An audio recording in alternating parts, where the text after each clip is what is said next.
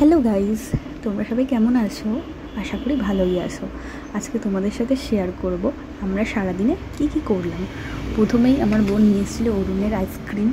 ও আইসক্রিমগুলো test করে দেখছিল কোনটা ভালো না। ও রিভিউ দিচ্ছিলো আইসক্রিমের। আমিও খেলাম, আমার এই ফ্লেভারটা খুব ভালো লেগেছে। তারপরে দুপুরে খাওয়া দাওয়ার পর একটু রেস্ট করে আমরা বেরিয়ে পড়লাম একটু ঘুরতে কার না ভালো লাগে, সবারই খুব ভালো লাগে। আমরাও ঘুরতে খুব পছন্দ করি। আর আজকে সানডে বলে কথা, একটু ঘুরবো না তা কখনো হয় নাকি।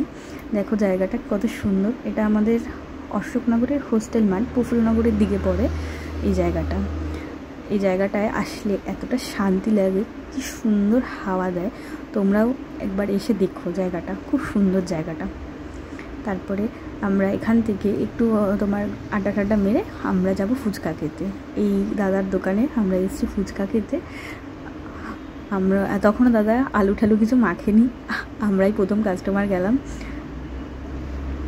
এই যে দাদার দোকান, এটা হচ্ছে গিয়ে লোকেশানটা 2 নম্বর রেলগেট, তার পেছনের সাইডে, মানে বাইপাসের গলি বলে এটাকে।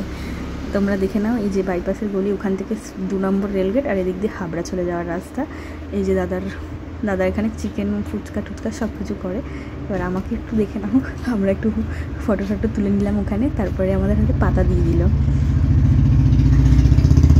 এই দাদা খুব সুন্দর ফুচকা মাখে, দুর্দান্ত। আমি জাস্ট প্রথম খেলাম এই দাদার দোকানে, আগে কখনো খাইনি, আমার খুব ভালোই লেগেছে। তারপরে দাদার দোকানের পাশেই আবার অরুণ আইসক্রিম আমার খুব ভালো লেগেছে।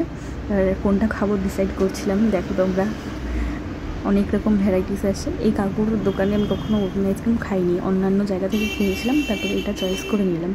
এটা বেশ খেতে ভালোই লেগেছে, খারাপ না।